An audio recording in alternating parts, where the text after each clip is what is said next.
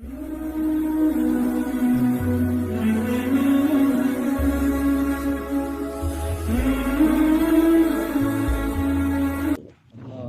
صل على محمد وعلى آل محمد كما صليت على إبراهيم وعلى آل إبراهيم إنك حميد مجيد. اللهم بارك على محمد وعلى آل محمد كما باركت على إبراهيم وعلى آل إبراهيم إنك حميد مجيد. بسم اللہ الرحمن الرحیم. حضرت عمر بن عبدالعزیز رحمۃ اللہ علیہ جو جلیل القدر تابعی ہیں، خلیفہ راشد ہیں، شام سے مدینہ منورہ کو خاص قاصد پیغام لے جانے والا بھیجتے تھے کہ ان کی طرف سے روضہ شریفہ پر حاضر ہو کر سلام عرض کرے. روضۃ الاحباب میں امام اسماعیل ابن ابراہیم مزنی رحمۃ اللہ علیہ سے جو حضرت امام شافعی رحمۃ اللہ علیہ کے بڑے شاگردوں میں نقل کیا، میں نے حضرت امام شافعی رحمۃ اللہ علیہ کو انتقال کے بعد خواب میں دیکھا، پوچھا اللہ تعالیٰ نے آپ کے ساتھ کیا معاملہ فرمایا؟ وہ بولے مجھے بخش دیا اور حکم فرمایا مجھ کو تعظیم و احترام کے ساتھ جنت میں لے جائیں، اور یہ سب برکت ایک درود پاک کی ہے جس کو میں پڑھا کرتا تھا. میں نے پوچھا وہ کون سا درود ہے؟ فرمایا وہ یہ ہے، اللہم صلی علی محمد کلما ذکرہ الذاکرون وکلما غفل عن ذکر الغافلون. یا رب صلی وسلم یا رب صلی وسلم دائما ابدا علی حبیبک خیر الخلق کلہم.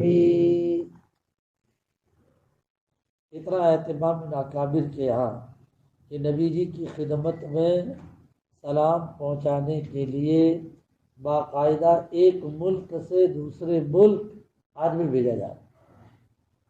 خلیفہ راشد عمر بن عبدالعزیز یہ ملک شام میں، وہ اس کا پاٹنگر تھا، عاصمۃ الحکومہ، لیکن وہاں سے بھیج رہے مدینہ منورہ آدمی، تمہیں میری جانب سے اللہ کے نبی علیہ السلام کو سلام.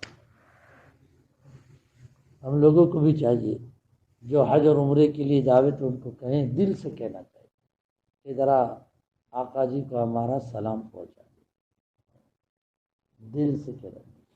دل کی قید اس لیے لگاتا ہوں کہ جب دل سے کہتے ہیں تو اللہ پاک وقت پر اس کو یاد دلا ہی دیتے ہیں، اس کو یاد دلا ہی دیتے ہیں جی.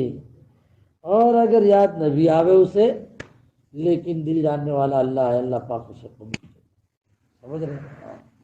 محبتوں کے ساتھ درود پاک پڑھنا چاہیے. دیکھیے حضرت امام شافعی کو انہوں نے ایک درود بنایا تھا، اس کی وجہ سے جنت میں. اللہم صلی علی محمد کلما ذکرہ الذاکرون. اے اللہ جب جب بھی تجھے یاد کرنے والے، اللہ محمد کلما، جب جب بھی محمد کو یاد کرنے والے یاد کریں نبی پر، اے اللہ تو درود بھیجتا ہے. اور جب جب بھی غفلت کرنے والے نبی جی سے غفلت برتے ہیں، اے اللہ تو ہمارے محبوب پر درود. میں اپنا بھی ایک درود بتلاؤں گا آئندہ کل انشاءاللہ. سمجھ رہے ہیں؟ ہاں. لیکن ہم نے کل ایک وعدہ کیا تھا. وہ وعدہ کیا کیا تھا؟ تو یہ کیا بات ہے کہ اللہ کے نبی علیہ الصلوۃ والتسلیم پر جو درود بھیجا جاتا ہے، چاہے وہ کیسا ہی کباڑی، مجرم، گنہگار انسان ہو، لیکن درود قبول ہوتا ہے. اصل بات یہ ہے اللہ نے تو ہمیں آرڈر دیا کہ تم درود بھیجو. صلو یا ایھا الذین آمنوا صلو، اے ایمان والو تم دعا کرو. شان کے مطابق نبی کے لیے درود بھیجو، تم بھیجو، ہم کو آرڈر. لیکن ہم پڑھتے ہیں تو کیا کہتے ہیں؟ اللہم صلی. تو ہم اللہ کو کہتے ہیں اللہ تو بھیج. ارے اللہ اپنے کو کہہ رہا ہے کہ تم بھیجو، اور اپنے اللہ کو کہتے ہیں تو بھیج. سمجھ رہے ہو؟ اللہم صلی کا مطلب یہ ہے کہ اللہ تو بھیج. اس کا مطلب علماء نے یہ نکالا ہے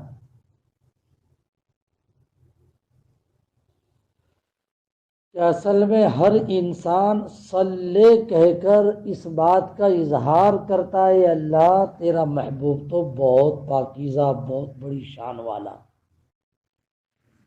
تو اتنے بڑی شان والے نبی پر درود تو شان کے مطابق بھیجنا چاہیے۔ ہم تو بہت گندے ہیں، ہمارے اندر طاقت نہیں ہے کہ نبی کی شان کے مطابق نبی پہ درود بھیجے، لہذا اے اللہ تو بہت بڑا ہے، اے اللہ ہم کو آپ نے درود بھیجنے کو کہا، لیکن اس درود بھیجنے کے سلسلے میں ہم آپ کو وکیل بنا دیتے ہیں، آپ بھیجو۔ بات سمجھے؟ اب درود کون بھیج رہا ہے؟ اللہ۔ بات سمجھ میں رہا؟ اللہ بھیج رہا ہے۔ اب بتلاؤ اللہ کی بات کوئی رد کر سکتا ہے؟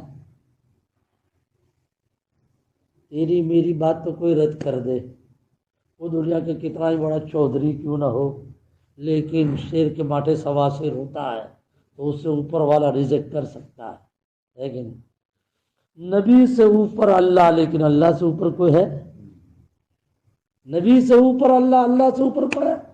تو ادھر ہم کہتے ہیں اللہم صلی علی محمد، اے اللہ تو درود بھیج، یہ اللہم صلی، یہ تو اللہ بھیج رہے ہیں اور اللہ کی بات کوئی رد نہیں کر سکتا، لہذا درود قبول ہونا اور ہونا ہے۔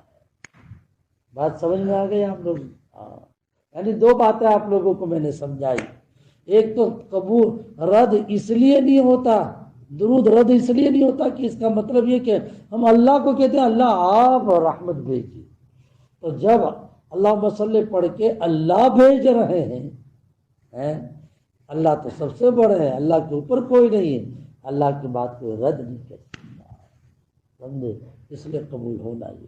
لیکن ایک دوسرا سوال پیدا ہوا، اللہ نے ہم لوگوں کو کہا تھا کہ آپ لوگ درود بھیجو، لیکن ہم نبی کو ہم اللہ کو کہہ رہے اللہ تو بھیج، تو ایسا کہیں کو کیا؟